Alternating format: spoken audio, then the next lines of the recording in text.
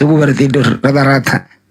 Jangan tidur dulu, bangun tengah malam tahajud, minta ampun kepada Allah. Banyuma, assalamualaikum Banyuma. Ini adik, Waalaikumsalam warahmatullahi wabarakatuh.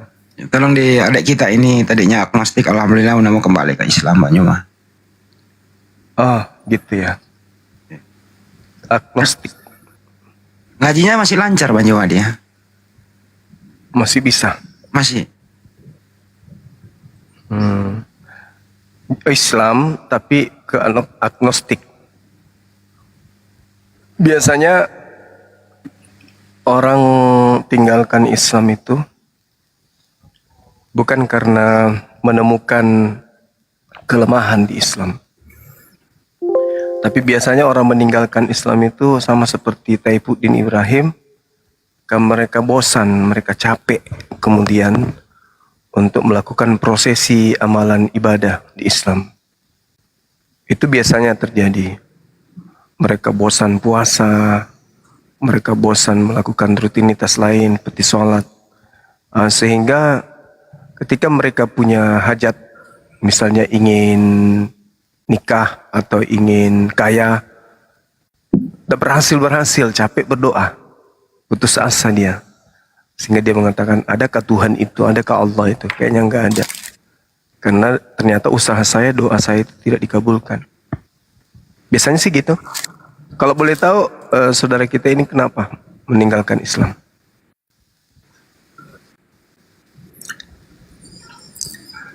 Kecewa bang, karena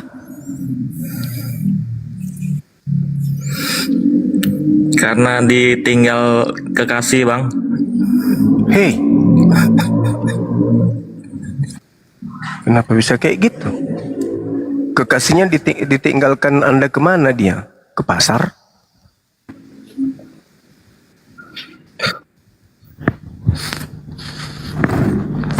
Ditinggal pergi bang, selingkuh. Terus kenapa jadi imannya yang jadi sasaran gitu loh? Ya saya niat hati mau melamar bang. Orang tua sudah datang, orang tua saya ke rumahnya kan. Ya, Sudah ketemu keluarga sama keluarga. sesama Islam nih ceritanya. Rumah sudah saya belikan. Ya, Islam, sesama Islam. Terus. Cincin tunangan sudah saya belikan satu suku kan. Ya, terus.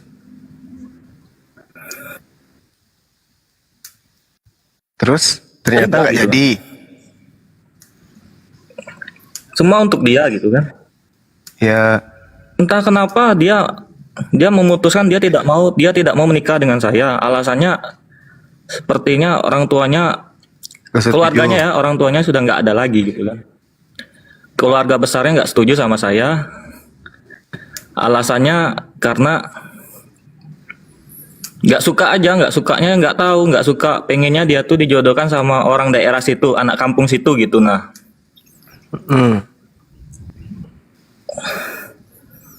saya ini kan anak kampung luar bang. Ya. Jadi kalau saya nyikapi hal-hal kayak gini, segala sesuatu itu kan pasti ada hikmah yang terjadi di balik semua itu nantinya.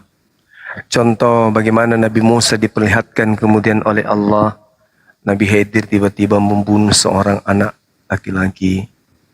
Ternyata di balik semua itu karena Tuhan melihat anak ini kelak akan menjadi penjahat besar yang akan menyesatkan dan menghancurkan kehidupan kedua orang tuanya. Nah, sebelum itu terjadi, Tuhan kemudian memutuskan keadaan itu sampai tidak terjadi. Begitu juga Anda, kenapa tidak sejodoh dengan wanita yang Anda cintai? Karena bisa jadi ke depannya ketika Anda punya anak, bisa jadi anak Anda besar, di situ Allah melihat dia yang akan membunuh Anda sendiri, atau anak Anda dari dia wanita ini membunuh ibu kandungnya sendiri. Allah menghindarkan itu dari Anda sampai tidak dijodohkan sama beliau. Itu boleh jadi. Atau ketika Anda nikah sama dia, Anda refreshing, Anda liburan di sebuah kota, nah di sana kena bencana musibah, Anda mati di sana, tabrakan atau apa gitu. Nah, itu bisa jadi. Iya bang. Nah, di sisi lain mungkin Anda pada saat berdoa, ya Allah, panjangkan usiaku, ya Allah berikan aku rezeki, ya Allah berikan aku anak keturunan yang saleh dan salehah. Dan ternyata Tuhan melihat ketika Anda dijodohkan dengan wanita ini, yang ada anak Anda itu anak durhaka semua. Doa Anda diterima, dibatalin berjodoh sama dia. Kenapa bisa demikian? Karena Al-Quran mengatakan walaqad khalaqnal insana wa na'lamu ma tuwaswisu bihi nafsuh. Dan sungguh aku menciptakan manusia dan mengetahui apa yang dibisikkan oleh hatinya. Apa yang Anda bisikkan dalam hati Anda itu Allah tahu. Ya mungkin ada mudarat, ada sesuatu yang tidak baik yang akan datang kepada Anda dan keluarga Anda apabila berjodoh dengan wanita tersebut. Artinya Anda harus berpositif thinking, bukan malah menjauh dari Allah. Seperti itu adanya. Karena gini Bung, usia sekarang berapa?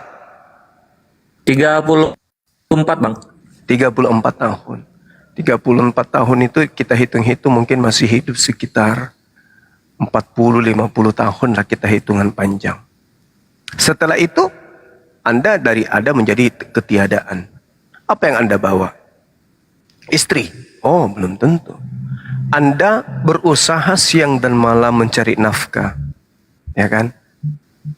Begitu Anda membahagiakan, membelikan rumah, membelikan cincin, membelikan mobil. Tapi tiba masa ketukan ajal datang. Tak, innalillahi wa inna ilaihi rajiun. Materi yang Anda sajikan kepada istri dan termasuk istri Anda itu akan menjadi milik orang lain. Anda pergi, apa yang Anda bawa menghadap kepada Tuhan? Dunia Anda sudah belakangi. Yang Anda hadapi itu adalah kehidupan akhirat. Urusan dunia sudah selesai.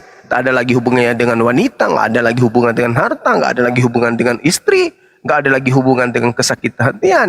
Tapi Anda berhubungan dengan masa depan Anda sendiri, yaitu kehidupan akhirat. Apa yang Anda bawa? Anda nggak ditanya mana istrimu, mana hartamu, mana mobilmu. Yang ditanya itu mana amalan-amalanmu. Aku kasih kamu uang, aku kasih kamu usia, aku kasih kamu kesehatan, aku kasih kamu akal. Kamu cuma menghabiskan waktumu. Hanyalah hal sia-sia seperti itu. Mengejar perempuan, setelah perempuan itu pergi Anda habiskan waktu Anda putus asa. Apakah Anda lupa bahwa semua yang ada pada diri manusia itu hanya titipan? Tanganmu bukan tanganmu, matamu bukan matamu, kakimu bukan kakimu. Bahkan perasaan cintamu itu hanya titipan secuil yang kutitipkan dalam dirimu. Itu yang membuat kau jauh dariku. Maka pada titik itu semua manusia akan sampai pada poin itu. Anda, saya, semua kita akan sampai pada poin itu, di mana kita akan membelakangi dunia ini. Bangun tidur kita menghadap ke dunia. Maksudnya, bangun tidur kita menghadapi urusan-urusan duniawi. Sehingga kita dilalaikan. Lalai sholat, lalai puasa, lalai bersikir, lalai semua. Yang kita lakukan pencitraan. Yang kita lakukan hanya sakit hati. Yang kita lakukan hanya dendam, iri, dengki. Kita lupa kepada Dia yang telah menciptakan kita. Waktu berlanjut, detik, menit, jam, hari, minggu, bulan, tahun. Tiba pada masa pemberhentian hidup sebagai jatah kita. Masuk ke alam tanah, ke alam kubur. Ditanya di sana, kau habiskan apa waktumu di dunia? Habis sakit hati, habis untuk cemburu, habis untuk ini. Lalu apa yang akan kau bawa? Apa yang akan kau jadikan sebagai pelindungmu sekarang? Harta kau tak punya lagi. Wanitamu nggak ada lagi menemani kamu. Anak-anakmu juga nggak ada. Yang kamu punya ini harusnya adalah harta amalan. Mana amalanmu? Ada? Nggak ada. Lalu buat apa setumpu harta? Buat apa kemudian wanita-wanita cantik? Untuk apa kemudian anak-anak yang kita punya? Ketika hidup di alam kubur, di alam barzah, ternyata perurusan hanya masing-masing orang. Itu apa? Makanya di Islam itu kaidahnya ad-dunya sijnul mu'min wa jannatul kafir. Dunia ini hanyalah penjara bagi umat Islam dan surga bagi orang-orang kafir, orang-orang kufur. Makanya orang kufur, orang kafir itu tidak diatur lagi sama Allah. Yang diatur itu hanya orang beriman. Makanya orang-orang kafir itu tidak mau diatur. Yang mau diatur itu hanya orang-orang muslim. Hanya ada dua pilihan, Muslim atau kafir. Muslim siap-siap aja diatur oleh Tuhan. Tapi konsekuensinya diatur oleh Tuhan, amalannya akan dihitung pahala dan akan diupah dengan surga. Tapi kalau tidak mau diatur oleh Tuhan, ya pasti puas dong di dunia. Apapun yang mau dilakukan, boleh. Mentato matanya bisa, tato bibirnya bisa, menggoris mulutnya bisa, mencoreng pantatnya dengan tinta apapun bisa. Karena tidak punya aturan, bebas. Bebas sebebas-bebasnya. Dikasih otak, dikasih akal, dikasih kesempatan, dikasih kepiawaian, dikasih kemahiran, dikasih skill, keterampilan. Bebas mau ngapain aja. Bebas sebebas-bebasnya. Tapi ketika masanya sudah selesai, maka kita akan sampai kepada penyesalan. Kenapa? Alam kubur itu adalah alam kebahagiaan atau alam penyesalan. Hanya ada dua, menyesal atau bahagia. Orang beriman ketika mati baru hidup. Hidupnya orang beriman itu pada saat mereka mati. Catat itu. Hidupnya orang yang beriman itu adalah pada saat mereka mati. Kenapa? Orang-orang beriman itu ketika hidup di dunia, mereka kemudian memikirkan kebenaran absolut tentang keselamatan. Tapi mereka nggak lihat. Mereka nggak lihat, tapi mereka hidup di nuansa itu. Selalu di dalam kehidupannya mengharapkan ridha Allah. Selalu dalam kehidupannya mengharapkan keselamatan dari Allah. Tapi mereka tak lihat. Hanya berharap. Begitu mereka masuk ke alam kubur, barulah mereka terhidupkan kembali, merasakan apa yang dikatakan sebagai kategori keselamatan itu mereka benar-benar rasakan. Begitu juga sebaliknya. Orang yang tidak beriman itu sekarang ini hidup. Nanti pada saat dia mati baru mati. Baru dia merasakan ternyata matian itu benar-benar ada. Apa maksudnya? Maksudnya ketika orang-orang yang kafir di atas muka bumi ini, begitu dia masuk ke alam kubur, ternyata kehidupan angan-angan, hayalan, khurafat, hura-hura, kesenangan yang mereka iming-imingkan, yang mereka idam-idamkan, begitu mereka masuk alam kubur, ternyata itu hanyalah kematian kekal, tak ada apa-apa. Nah ini bang, makanya Islam itu identik dengan akal. Islam akal, Al-Quran akal.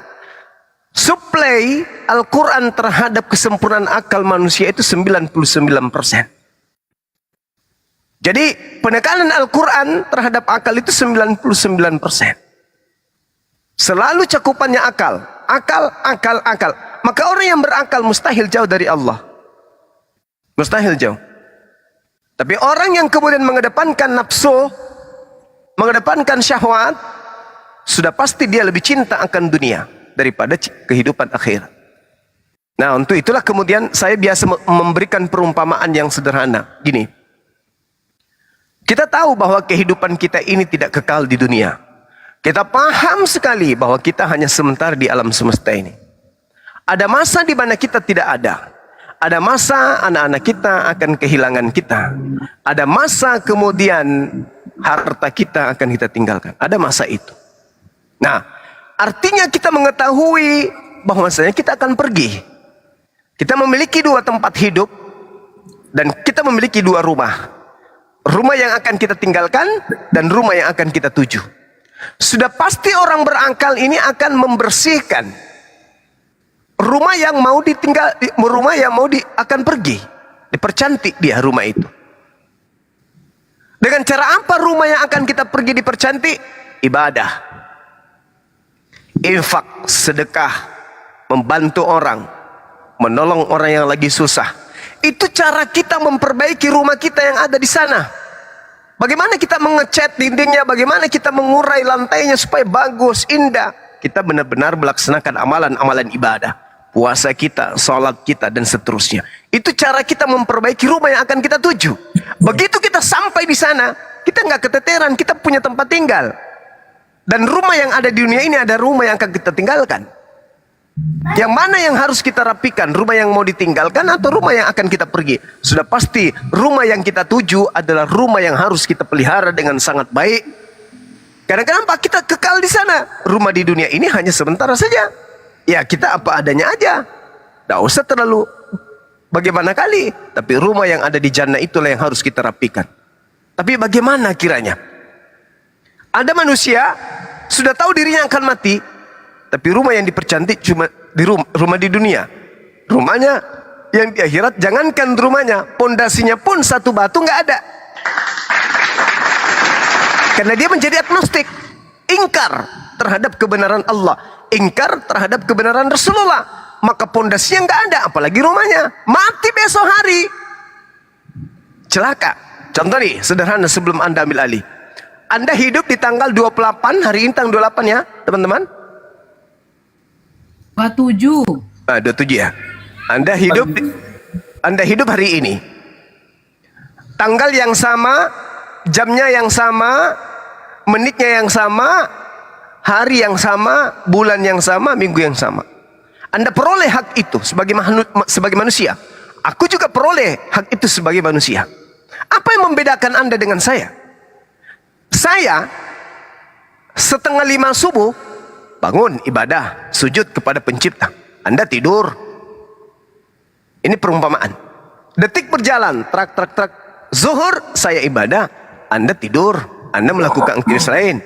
Asar pun begitu, Anda tidur, Anda melakukan aktivitas lain. Maghrib juga begitu, saya ibadah, Anda melakukan aktivitas lain. Kualitas kehidupan kita itu kita lihat. Jam, menit, detik, menit, jam, kita lalui bersama. 24 jam hari ini kita lalui bersama. Saya melaluinya dengan aktivitas rutinitas yang berkualitas. Sementara Anda melalui hal yang sama, detik, menit, jam, dengan hampa. Sementara hari ini tidak akan berulang esok. Hari, detik, menit yang kita lalui hari ini tidak berulang besok. Saya melewatkan hari saya dengan bermanfaat, Anda melewatkan hari ini dengan biasa-biasa aja. Maka rugilah Anda. Wal asri innal insana lafi khusr. Rugi Anda. Waktu berlalu, Anda mengisinya dengan hayalan, dengan hurafat, dengan halusinasi dan seterusnya. Saya mengisi hari itu dengan bermanfaat ibadah, menyembah kepada Allah. Nah, apakah saya kekurangan? Enggak. Anda yang kekurangan. Apakah ketampanan Anda bertambah berkurang karena Anda tidak menyembah? Tidak juga. Berarti, berarti yang harus diperbaiki di sini adalah pola pikir kita dalam bertuhan. Apa sih kita ini? Coba Anda lihat 1 tahun atau 2 tahun, 3 tahun, 4 tahun, 5 tahun, 6 tahun yang lalu. Belum ada kerutan di dahinya. Ya kan? Belum sakit-sakitan, ya kan? Masih bisa lari berapa kilometer, ya kan? Masih bisa berjalan dengan kencangnya, ya kan? Sekarang di usia sekarang 35 tahun sudah mulai berkerut. Itu tanda-tanda kematian, Bang. Itu tanda-tanda kematian. Artinya tanda-tanda ketiadaan. Kenapa kemudian hidup hanya dipenuhi dengan dendam, iri, dengki karena ditinggalkan sama si dia? Urusannya itu apa? Berarti Tuhan tidak menghendaki kita bersama dengan dia. Gitu ya Bang ya. Jadi kesimpulan saya kepada saudara, walaqad khalaqnal insana wa na'lamu ma tuwaswisu bihi nafsu. Sungguh Allah menciptakan manusia dan Allah mengetahui apa yang dibisikkan oleh manusia. Bahkan Allah mengatakan, wa nahnu aqrabu ilaihi min hablil warida. Aku lebih dekat kepadanya daripada urat lehernya. Allah pencipta alam semesta kepada kita itu jauh lebih dekat Allah ke kita daripada kita ke urat nadi kita sendiri. Bayangkan itu. Betapa Allah itu maha melihat, maha mendengar apa yang kita lakukan di atas muka bumi. Maka waspadalah, waspadalah, waspadalah. Demikian.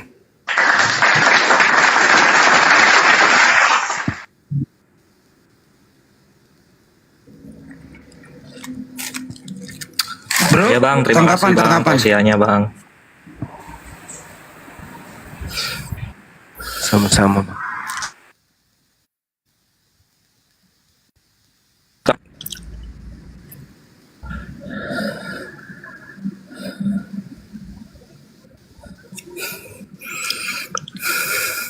Ini jaringannya yang merah ya. Kenapa agnostik tanggapannya? Jaringannya Pak D merah. Nggak ada tanggapan. Gimana Bang? Tanggapannya Masih kan? cuma minta kuatkan imannya aja Bang. Sekarang gini, Apa yang ada pada diri abang ini itu milik abang. Nah itu dia bang, hati saya ini rasanya pengen memilikinya kuat sekali. Padahal saya tahu itu bukan milik saya gitu bang. Nah pengen ngilangi rasa memiliki itu gimana bang gitu bang.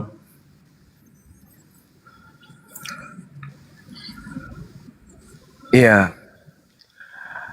Yang maha berkehendak kan Allah. Kita ini ada makhluk biasa ajanya. Kita hanya manusia.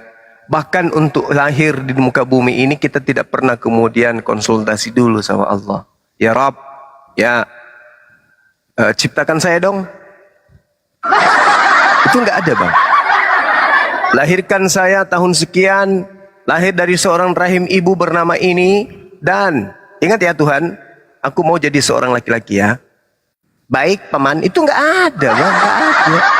Innama amruhu idza arada syai'an ayyakula lahu kun fayakun.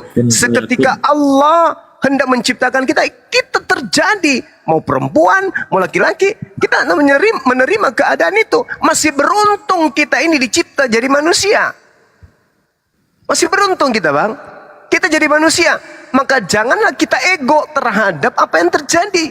Apa yang menjadi ketukan alam, itu jangan kita ego terhadap itu. Jangan kita ingin menjadikan orang lain seperti apa yang kita inginkan. Biarkan orang menjadi dirinya sendiri. Orang itu nggak suka, ya udahlah. Berarti saya tidak punya hak untuk melarang itu. Kita nggak pernah minta, ya Rabb, jadikan aku seorang laki-laki. Nggak pernah minta. Jadi kita nggak memiliki kuasa bahwasanya semua yang ku kehendaki itu harus terjadi sesuai dengan yang aku inginkan. Ada Allah yang lebih berkehendak. Ada Allah yang lebih mengatur itu semua. Kita hanya menerima, mensyukuri, ikhlas terhadap keadaan, terhadap apa yang terjadi. Jangankan wanita yang belum kita nikahi bisa pergi meninggalkan kita. Wanita yang sudah memberikan anak pun bisa pergi meninggalkan kita. Jadi siapa kita ini yang mau mengatur segala-galanya seakan-akan kitalah Tuhan? Nggak bisa. Wanita yang kita cintai, yang kita sudah nikahi, bahkan memberi anak pun bisa pergi. Apalagi wanita yang belum kita nikahi. Lalu kenapa memperbodoh diri dengan melakukan satu tindakan, menjauhkan diri kepada Tuhan hanya karena seorang perempuan? Kan orang tersindir ya?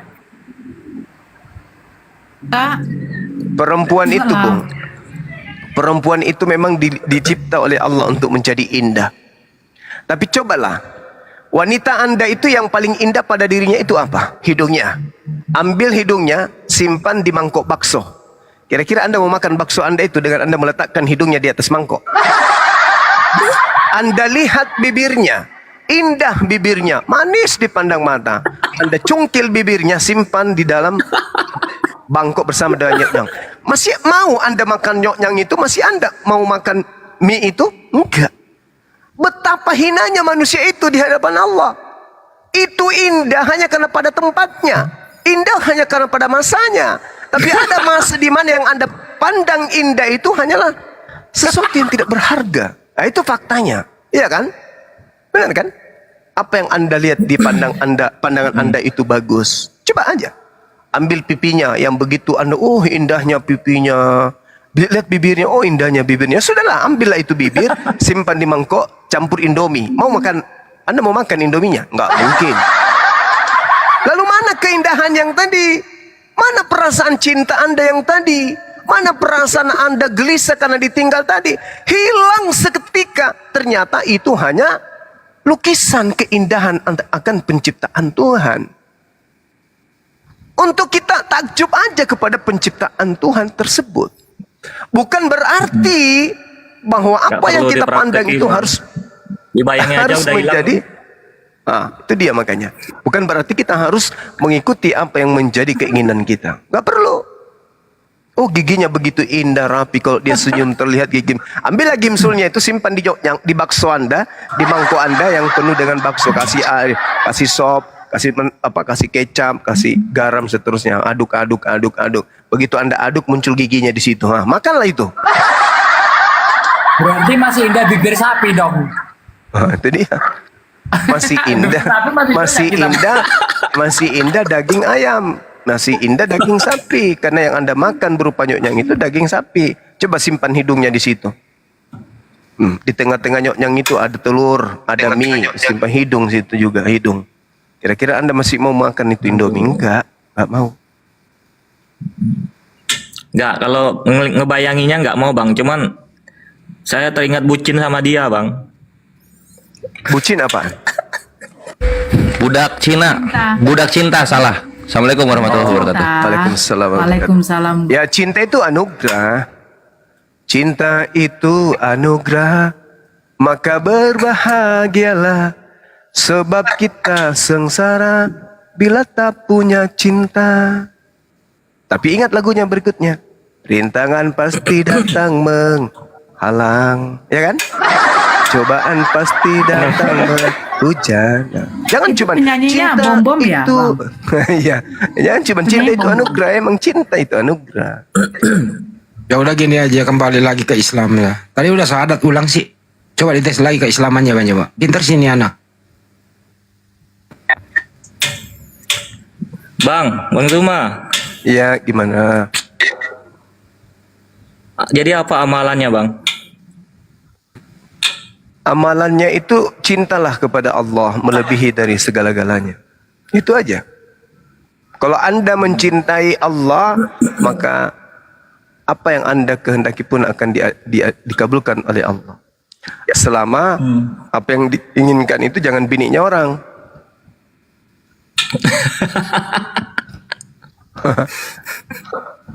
Bilang tadi sama dia Bang Jawa.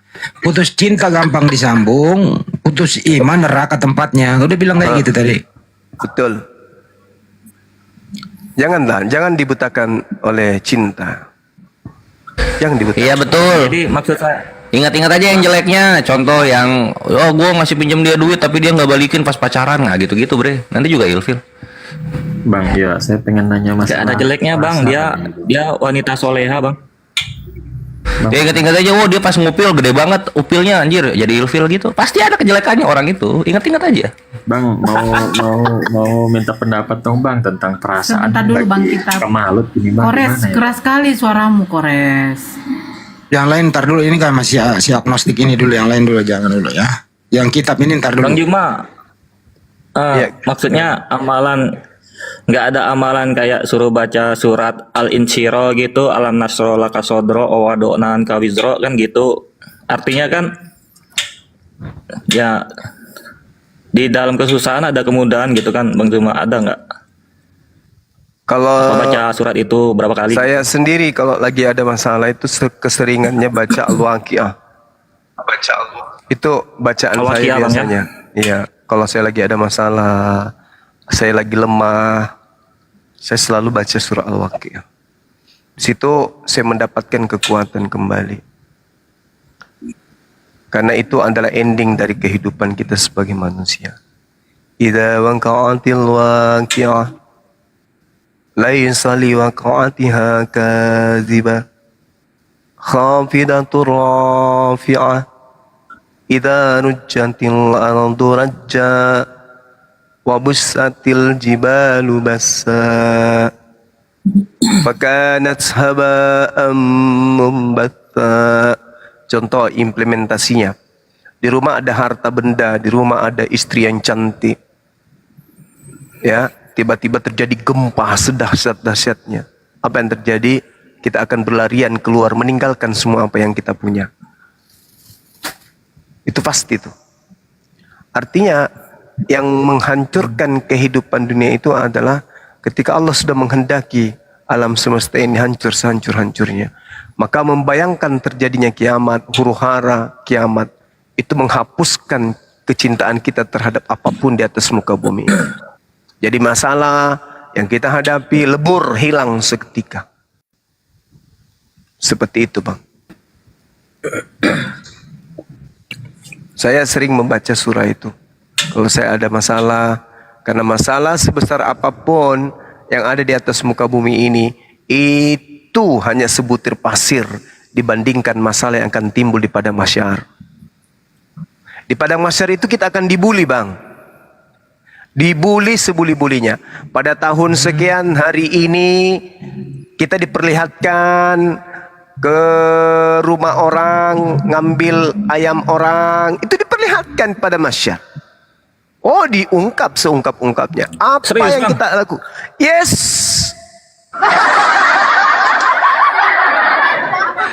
Makanya dikatakan Qadi Rabbul Jalil itu adalah pengadilan seadil-adilnya. Kenapa si fulan harus ke neraka? Kenapa si fulan mesti ke surga? Jawabannya nanti terurai di situ. Oh, sejak dia lahir, kemudian pada saat dia remaja, kemudian pada saat dia dewasa. Makanya orang yang banyak harta itu lama di padang mahsyar nanti. Yang tak ada hartanya apa yang mau diperlihatkan? Hidupnya lurus-lurus saja. Masjid, rumah, masjid, rumah, masjid, rumah, masjid, rumah. Nggak ada yang bisa berpanjang-panjang ria di sana. Tapi kalau yang banyak harta, banyak masalah, banyak tetek bengeknya dalam kehidupannya, dibully nanti di padang mahsyar, dibully. Padang mahsyar tuh setelah kematian, Bang ya? Iya, bangkit kita. Pada mahsyar orang berbaris. Di sana manusia akan diperhadapkan dengan pengadilan. Di situ diperhadapkan dengan keadaan yang nyata. Sampai-sampai tak ada lagi istilah ayah, tak ada istilah ibu di sana. Masing-masing nafsi-nafsi memperjuangkan dirinya di hadapan Allah untuk kemudian kembali kepada keadaannya. Apakah dia di neraka atau dia di surga? Misalnya Anda diminta nih, saudara agnostik, tiba saatnya kau diperlihatkan segala catatan perilakumu ketika hidupmu di dunia. Nah, dibuka semua. Jadi kita di padang mahsyar itu seperti menonton. Apa aja yang kamu lakukan di dunia akan dipertontonkan oleh Allah di sana. Jadi tak ada yang disembunyikan. Nah, tak ada yang disembunyikan. Jadi teman-teman yang sering melakukan sesuatu yang menurut manusia tak nyata, maksudnya tak terlihat, tapi hanya Allah yang tahu, itu dipertontonkan semuanya di sana. Maka kelihatan siapa yang suci, siapa yang tidak. Makanya yang masuk ke surga itu hanya yang suci aja. Ayo. Bang, jadi Bang, kalau cara jangan dipertontonkan itu gimana, Bang? Oh, nggak bisa. Malu dong, Bang. Ya makanya. Lu bacol ya? Lu bacolin ini ya foto mantan. Makanya Allah mengatakan apa? Walaqad khalaqnal insana wa na'lamu ma tuwaswisu bihi nafsu. Wa nahnu aqrabu ilaihi min hablil warid.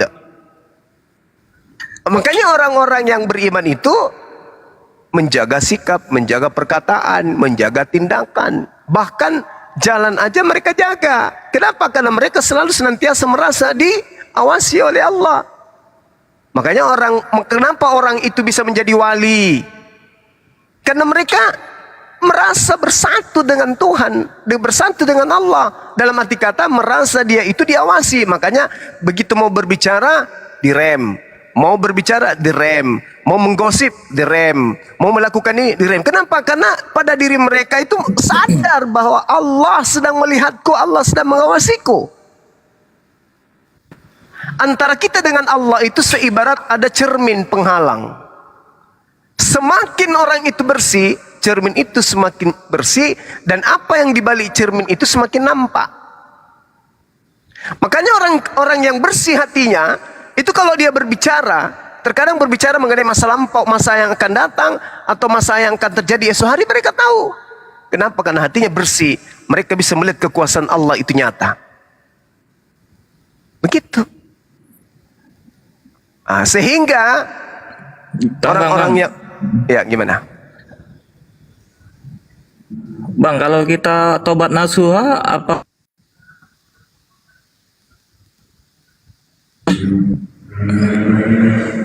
Gimana? Kalau kita tobat nasuha, apakah masih diperlihatkan di padang mahsyar? Kamu kelihatannya banyak dosa deh sampai kamu takut dengan itu. Betul? Al-Qur'anul Karim Banyak kali, Bang. Al-Qur'anul Karim mengatakan begini, A'udzubillahi minasyaitonirrajim. Yauma yajma'ukum yaumal jam'i. Yaumil jam'i dzalika yaumut taqabun. Ingatlah pada hari ketika di mana Allah mengumpulkan semua manusia pada hari perhimpunan. Itulah hari pengungkapan kesalahan-kesalahan. Itu Al-Quran mengatakan itu. Itulah hari pengungkapan kesalahan-kesalahan. Diungkap kesalahan itu. Lalu kesalahan itu yang dilakukan oleh si fulan kemudian taubatan nasuha. Diperlihatkan, oh memang dia melakukan itu, tapi setelah itu dia taubatan nasuha. Itu buktinya. Itu buktinya. Oh iya tahu anak, bertobat kita wah. Terlihat kita memang bertobat. Wajar jitawa kalau dia dimaafkan oleh Allah. Karena memang ternyata dia bertobat. Dan dia dilihat meneteskan air mata. Ya Rabb, pertemukan aku dengan si fulan. Dulu aku pernah menyakiti hatinya. Aku ingin jabat tangannya ya Rabb. Oh pantas aja Allah mengampuni dosanya orang ini. Ternyata dia mati-matian mencari si fulan yang pernah dia ambil duitnya. Tetapi dia mau mengembalikan orangnya tak ada. Nggak pernah dia ketemu. Wajar aja dosanya itu diampuni. Oh iya tahu cocok kita. Kemudian apa kata Allah? Wa man yu'min billah wa ya'mal salihah yukaffir anhu sayyi'atihi wa yudkhilul jannah. Dan barang siapa beriman kepada Allah dan mengerjakan kebajikan, niscaya Allah akan menghapus kesalahan-kesalahannya dan memasukkannya ke dalam surga. Itu kata Allah.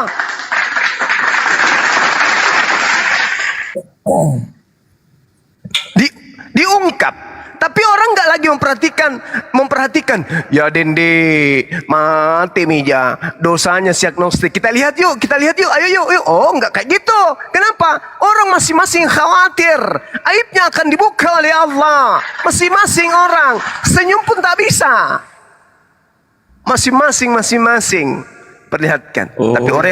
Tapi orang yang beriman di atas muka bumi ini tenang-tenang aja. Oh saya nggak pernah mencuri kok. Oh saya yang tidak pernah melakukan ini kok. Tenang-tenang aja. Insya Allah. Akan gitu. Tapi yang sering merampok punya orang gitu. Mulai kekhawatiran. Makanya pada masyar itu tempat yang seadil-adilnya. Yauma yajma'ukum liyaumil jam'i dzalika yaumut taghabun. Jadi saudara, kalau anda tidak ingin dipermalukan oleh Allah di padang mahsyar nanti, janganlah kau menangis gara-gara biniknya orang. Jangan sampai kamu mengatakan, aku nggak cinta kamu. Kamu yang butuh aku. Kamu apa sih? Siapa sih lo? Masih banyak wanita-wanita lain. Tapi setelah itu anda ternyata masuk kamar. Ambil pisau mau gores tangan. Kenapa kau meninggalkan aku? Itu nampak nanti di sana. Nampak itu di sana. Jadi maksudnya apa ini Bang Suma? Kok jadi kayak gini ceritanya? Hiduplah dengan yang sebut sungguh-sungguhnya, jangan yang palsu-palsu. Hiduplah. Kenapa orang munafik itu menempati tempat paling rendah di neraka? Karena apa yang dipertontonkan dengan perilakunya itu tidak sesuai. Ya, maka mulai hari ini, mulai malam ini, ayo teman-teman yang sholat karena Allah, bukan karena ria. Yang berdakwah-dakwahlah karena Allah, bukan karena ria. Yang berapologetnya karena Allah, bukan karena ria. Kenapa? Karena semua akan ada timbangannya di yaumil hisab. Kita akan dipertontonkan semuanya. Oh ternyata ini ikut apologet karena ini, karena itu, karena ini, karena itu, karena ini, karena itu. Oh ternyata dia menyumbang masjid karena mau disebut namanya. Ini itu, enggak disebut namanya marah. Itu akan semua dipertontonkan oleh Allah. Semuanya akan diperlihatkan oleh Allah. Maka karena dia hanya mengejar dunia sudah tak ada pada saat itu. Maka kembali kepada apa? Finnar, ke dalam api neraka jahanam. Makanya kadang orang bertanya, hatimu terbuat apa sih bang? Dimaki, dibenci, diiniin sama orang Anda tetap tersenyum. Nah, saya ingin mengatakan, kamu lihat nggak itu di atas tuh? Sementara senyum-senyum melihat kamu. Cuman bahasanya nggak enak aja aku bilang kayak gitu kan. Kita ini apa sih? Allah itu maha melihat, maha mendengar. Biarlah Allah yang menyaksikan. Biarlah Allah yang memberikan ganjaran. Allah yang maha mengetahui, maha melihat, yang mengatur semua itu. Jadi kalau hanya gara-gara perempuan dunia berakhir, waduh, lemah sekali jadi laki-laki. Lemah sekali. Wanita itu cantik, tapi penuh dengan, maaf, penuh dengan kotoran. Di hidungnya ada tai ngongok, di matanya ada apa namanya itu, di hidungnya, di giginya, di lehernya ada daki. Turun ke bawah lagi, pusatnya itu banyak kotorannya, dibawa ke bawah lagi, loh lebih-lebih lagi, turun ke bawah, kotoran semuanya. Tak ada pun, semuanya kotoran. Manusia ini penuh dengan kotoran. Ya, apa? Tai kuku ada, tai kuku, tai gigi ada namanya, di rambut ada namanya ketombe. Ayo, di mana yang bagus? Di mana yang bagus pada diri wanita itu? Di mana? Di mana? Di mana? Di mana? Di mana? Di mana? Begitu juga laki-laki. Jadi perempuan tidak usah terlalu lebay kali. Oh, ini laki-laki kok ganteng kali, kayak mana caranya? Ya, cobalah kau ambil hidungnya, kau simpan di mangkok. Lototinlah itu hidungnya, matanya di situ biji-bijian. Campurlah es batu, kasih sirup, makanlah sudah. Enggak, itu hanya apa ya?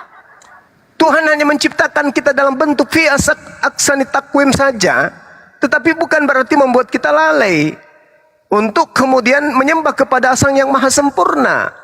Seperti juga teman-teman yang mempertuhankan manusia. Apa sih Tuhan yang kau sembahanmu itu? Coba. Jadi kesempurnaan itu hanya milik Allah. Jangan kita dibutakan dengan kecantikan. Ingat Bung, ingat. Saya pesan samamu ya. Ingatkan, ini ingat dari saya. Setiap wanita itu minimal ada 12 jin yang mengelilingi mereka. Sehingga laki-laki yang muda tergoda itu akan nampak terlihat cantik wanita itu. Oke? Kalau jinnya lari, Ya, kalau jinnya lari, hilang sudah itu kecantikannya. Coba, jinnya tidak bekerja, suruh dia tidur. Lihatlah mukanya itu kalau dia tidur. Pasti berkurang kecantikannya, ya kan? Ada yang tidur anganga, ada yang tidur keluar ngilernya. Ya gitu-gitunya. Kenapa? Karena jinnya itu pergi. Nah, buktikan aja itu. Ya. Jadi menurut penglihatan saya, wanita yang cantik itu, yang kamu lihat itu di situ ada jin yang ada pada diri mereka yang membuat terlihat cantik. Tapi ingat, jinnya juga ada sama kita, yang membisikkan kepada kita dari pandangan mata ke hidung ke mulut dan seterusnya. Itu ya, makanya kita ini makhluk yang kemudian memiliki kelemahan, tetapi makhluk yang penuh dengan keunikan. Jadi jangan gara-gara wanita kita meninggalkan keyakinan kita kepada Allah. Justru harusnya wanita ini begitu kita dicintai, begitu kita dibenci, begitu kita dijauhi, membuat kita lebih dekat kepada yang menciptakan kita. Karena sang pemilik kecantikan, pemilik keindahan itu adalah Allah. Mereka semua hanya titipan. Saya kira begitu Bang, di tempat saya sudah mau maghrib. Mudah-mudahan apa yang saya sampaikan ini ada manfaatnya, utamanya buat saya sendiri gitu ya. Karena saya juga lagi sedang jatuh cinta kepada wanita. Gak mungkin lah kepada laki-laki Bang. Nah, itu Lain dia pula makanya. nanti. Iya. Gak mungkin. Allahu Akbar. Masya Allah. Ya lanjut Bang Handi, Dinda, semuanya. Silakan. Ya, makasih Bang Juma atas masukannya Bang. Ya. Jangan pula nanti Anda kecewa dengan perempuan. Malas aku bercinta sama perempuan. Coba deh bercinta Enggak, Bang. dengan... gimana? Bang, gara-gara masuk Komal ini, ya saya pribadi jadi seger Bang pikirannya Bang. Alhamdulillahirabbil alamin. Masya Allah. Tapi gara-gara masuk Komal ini saya jadi takut Bang. Ya. takut nanti di padang mahsyar.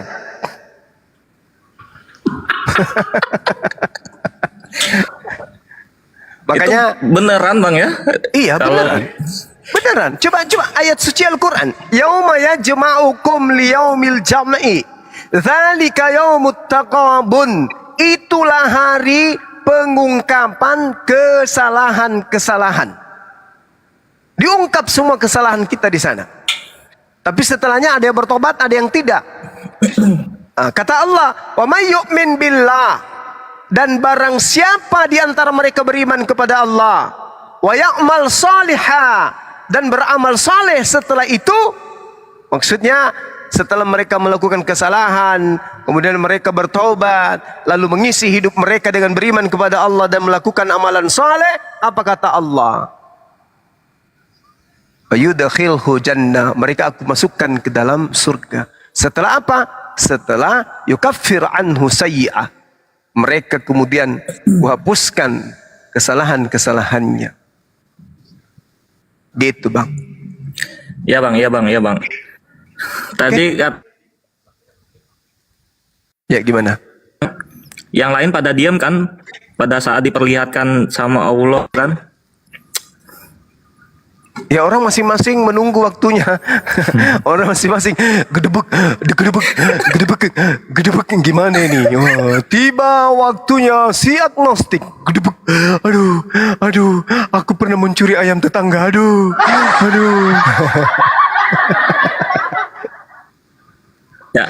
Ya yang penting kan nggak dibully kan bang, pada diam semua kan bang. Gimana membuli orang, siap-siap semua mendapatkan dirinya. Nanti aku dibully juga. Makanya saya katakan tadi, orang dibully itu dalam arti kata bahwasanya orang pasti mau tertawa, tapi kan orang lagi takut juga nih. Nanti giliran saya lagi nih, kayak mana dong? Ternyata waktu SMP saya kebanyakan bertengkar sama perempuan daripada laki-laki. Ya kan? Banyak itu ya kayak gitu-gitu. Oke kawan, di sini sudah azan, silakan dilanjut ya yang lain. Kasih. Bang Andi. Ya bang, makasih bang. Yuk. Pak D. Kores. Mana nih? Ya udah supaya panjang gue bikin galau lagi. Agnostik, lu bayangkan wanita yang lu cintai itu nggak lu dapat. Kores. Aduh, Nggak ada kayak gitu kores. gagal jadi cowok nggak enak. anjir. Enggak bang, Kores. aku nggak ada suka lagi sama dia. Nggak, semenjak dengar di Komal ini ya nggak ada lagi rasa sama wanita, serius. Iyalah. Jadi Tunggu nanti pas lu tidur nanti lu keinget lagi wajah-wajah cinta Bukan. pertama lu itu. Aduh. Masa nggak bisa move on sih? Dan hanya gara-gara perempuan. Ya Allah. Gitu loh. Kak Nora, saya lebih takut di padang mahsyar daripada wanita sekarang nih. Iyalah. Nanti kalau di padang mahsyar itu mulut kita itu nggak akan ngomong lagi. Yang ngomong itu ya anggota tubuh kita. Dipertanggungjawabkan nanti, mempertanggungjawabkan. Iya. Hei tangan. Apa nih colai? Gak usah ditanggapin. Nanti kan pada waktu ditanya apa yang kau lakukan semasa hidupmu, nanti tangan tuh menjawab. Iya. Kaki tuh menjawab. Betul. Belum nanti pas lu lihat undangan pernikahan dari cewek yang lu cintai ini. Waduh, anjing hancur lu, serius itu hancur di Udah lah situ, Bre. Kores, jangan ngomongin itu lah Kores. Nggak ngaruh lagi bang, nggak ngaruh bang. Aku lebih takut di padang mahsyar bang. Nggak peduli dia mau punya anak berapa, mau nikah kayak mana, nggak peduli bang. Coba lo agnostik, coba kau bayangkan ketika kamu sudah menikah, punya anak, tiba-tiba Allah menakdirkan umur pernikahan kamu sampai di situ, apa nggak lebih sakit? Nanti pas lu lihat foto undangannya tuh lu bilang gini dalam hati. Udah. Ini harusnya gua ini, Udah, kenapa dia? Kores. Itu dia. Udah tuh. Lagian nggak agnostik, tadi kamu Bang. kan dapat wejangan nih dari Bang Zuma, nggak boleh ketawa-ketawa gitu dong. Itu ilmu sama kita gitu loh. Nggak boleh kayak gitu ya. Itu ilmu. Bukan loh. ketawa kak. Emang di situ ada Jadi kok- kata-kata yang lucu kok. Iya, tapi nggak boleh sampai ditunjukkan kayak begitu, ya kan? Kita Saya juga lagi menghibur diri saya sendiri kak. Nggak ada bermaksud Iya. apa-apa. Saya terima Iya kasih. benar, kok. nggak apa-apa, ya nggak apa-apa. Cuman sekali lagi gitu ya kan, kita kan utamakan adab, ya kan. Tadi apa Solehah ya? Tadi apa mantannya? Solehah. Iya, Solehah loh. Solehah. Ya bang. Lu nggak akan dapet lagi, langka banget bre, cewek soleha itu langka banget. Aduh, lu malah lepas anjir. Udahlah Kores, kutok juga. Kores. Enggak ngaruh bang. Abang mau ngomong apapun, aku lebih takut itu bang, Padang Masar sekarang ini.